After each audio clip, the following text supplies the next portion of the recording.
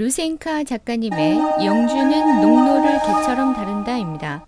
이민족의 침입으로 마을 사람들과 오빠를 잃은 유디트는 남동생의 손을 잡고 자유민이 되고자 도망을 칩니다. 하지만 그녀의 도망은 불모지의 극한 추위의 땅, 게론스크의 영주 아르카디의 노예로 잡혀오게 됩니다. 동생의 생사도 모른 채 영주에게 끌려온 유디트는 하룻밤 영주의 놀이갯감이 되어버리죠. 하지만 하루로 끝날이라는 그녀의 생각은 아르카디의 정부가 되며 좌절됩니다. 동생의 생사를 알려고 했던 모든 행동들이 아르카디의 감시하에 놓여져 있었으며 자신을 도운 다른 하인이 무참히 잘려나가는 것을 보며 또 한 번 좌절해요.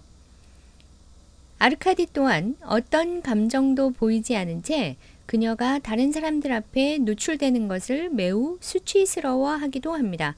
심지어 그녀가 얼음물에 빠져 헤어나오지 못하는 것을 맞은편에 앉아 어떻게든 살아나오려는 그녀를 구경만 하는 잔혹성을 드러내기도 해요. 몸은 그와 가깝지만 마음은 결코 그에게 줄 수 없었던 유디트는 자신의 신세를 한탄하며 점점 더 마음의 문을 걸어 잠궈버립니다.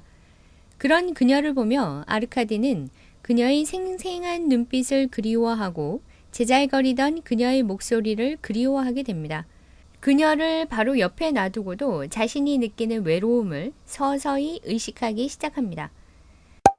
이 소설은 제목만큼이나 전반적으로 차가운 느낌의 소설인 것 같아요. 배경도 또한 추운 북유럽을 그린 것 같고요. 남주 아르카디는 더더욱 차가운 그러나 소유욕이 강한 남자로 그려지고 있습니다. 여주 유디트는 농노라는 자신의 신분을 한탄하다가도 어쩔 수 없는 현실에 적응하다가 또 그것에 분노하는 로맨스 소설 주인공들 중에서는 가장 현실적인 인물에 속하지 않을까 생각이 드네요. 상처 입은 여주와 차디찬 성격의 남주 사이에 이렇다 할 어화둥둥 대사는 없는 편입니다. 하지만 여주가 느끼는 안타까운 좌절이 보는 내내 공감되기도 하더라고요. 이 두 주인공은 사실 신분 관계에서부터 사랑에 싹트기 시작하는 떡밥이 있었는지도 잘 모를 정도로 그저 평행선을 그리고 있습니다. 간혹 남주의 심경을 한두 문장으로 서술하고는 있지만 저로서는 충분히 공감할 정도의 분량은 아니었어요. 전혀 접점이 없던 두 주인공이 아이를 임신하게 되면서 좀 가까워지나 했지만 여지없이 계속 평행선. 그러다 후반부에 들어서서 서로의 사랑을 확인하는 그런 차갑다 못해 찹찹한 소설을 보게 되었어요. 마치 북유럽의 겨울을 보는 듯 했습니다. 하지만 몰입도는 매우 좋았어요. 시간이 되면 한 번 더 자세히 봐야 할 것 같아요. 저만의 평점은 4.1, 몰입도는 100, 러브씬은 100입니다. 이상 영주는 농노를 개처럼 다룬다 리뷰였습니다. 가짜 여동생을 원하면입니다. 인디아 왕국의 어린 공주 그리즈가 9살 때 반란이 일어나 자신을 제외한 모든 가족들은 죽음을 맞이합니다. 굶어 죽이려는 의도로 탑에 갇힌 그리즈는 하루하루 생명의 끈이 닿아가고 있었습니다. 어느 날 탑의 창문을 두드리는 돌멩이의 주인이 그리즈를 살리려고 돌에 먹을 것을 매달아 창문 안으로 던져주는 것을 먹으며 삶을 이어갑니다.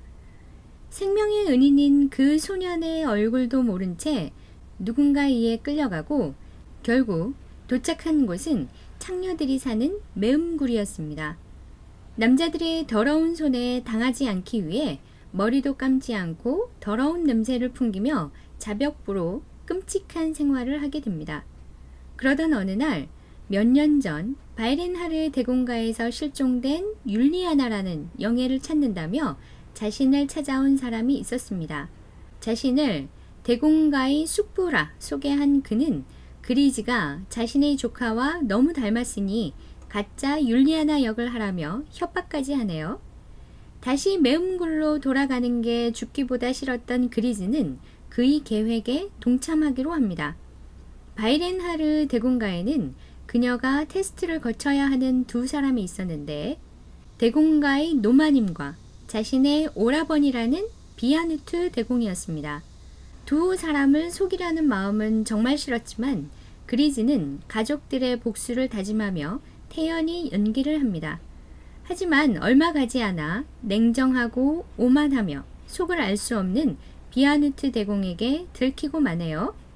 더러운 창녀 주제에 그를 속였다며 무릎을 꿇리고 목에 칼을 들이대며 그녀가 사실을 자백하도록 하지만 그녀를 이용해 비아누트의 숙부의 계략을 알아내고자 이중 스파이 노릇을 하도록 강요합니다.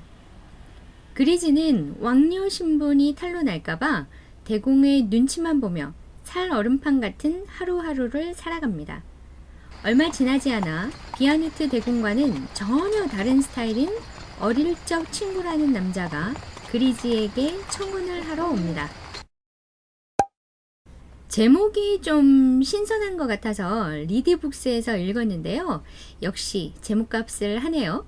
평점이 높은 이유가 있었어요. 재밌습니다. 약간의 피폐물이 있지만 거슬릴 정도는 아니에요. 남주와의 어릴 적 인연, 매음굴에서의 생활로 자존감 바닥인 여주, 항상 그녀를 주시하는 날카로운 비아누트의 시선에서 꼼짝 못하는 그녀가 저는 이해가 되네요. 비아누트는 그녀가 그의 여동생이 아니라는 사실을 첫 만남에서부터 알게 되지만 자꾸 그녀에게 신경 쓰이고 누군가와 겹쳐보는 자신을 원망하면서도 과감히 죽이지를 못하죠. 그저 하룻밤 가지기에는 더러운 창녀라 적당하다 생각하지만 그녀를 함부로 다루기 싫은 이중적인 상황에 직면해 너무나 괴로워합니다. 그리즈 또한 비아누트의 눈에 되도록 띄지 않기 위해 그를 피해 다니지만 여지없이 그의 앞에 서고 말아요. 특히 원하지만 원하면 안 되고 원하지 않기에는 너무나 큰 존재가 되어버린 그리즈로 인해 그 오만하고 냉정한 남자 비아누트가 소가리를 심하게 합니다. 이 소설 19금답게 애정씬이 넘야 합니다. 그런데 전 조금 다르게 본 점이 있어요. 그동안 제가 봐왔던 19금 소설의 애정씬은 너무나 반복되며 눈살을 찌푸릴 정도로 야해서 씬은 거의 다 스킵해 왔었거든요. 하지만 이 소설은 뭐랄까 좀 달라요. 야하지만 더티한 수준이 아니고 뭔가 달콤한 야함? 한마디로 이거 다 하고 단정 지을 수 없는 그런 묘한 씬이 들어있는 소설입니다. 두 주인공의 심리 묘사가 아주 뛰어나고 독자들의 숨을 조였다 풀었다 하는 마력이 있어요. 19금이니 성인님 분만 보시기 추천드립니다. 작가님의 지필력과 반전미가 정말 좋았어요. 저만의 평점은 4.3, 몰입도는 100, 러브씬은 100입니다. 구독과 좋아요 잊지 마세요.